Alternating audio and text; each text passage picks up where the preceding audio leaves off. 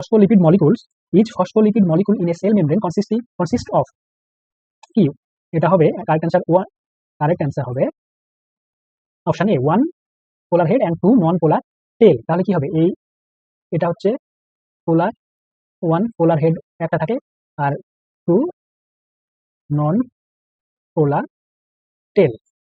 এই অপশনগুলো ভুল। So the correct answer is option A.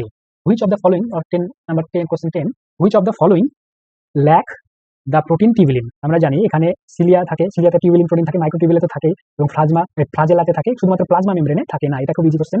Next question চলো, ডেসমোজোম হচ্ছে দুটো সেলকে যেটাকে কানেক্ট করে, তাহলে desmosome is the connecting bodies between two cells. So the correct answer is option A.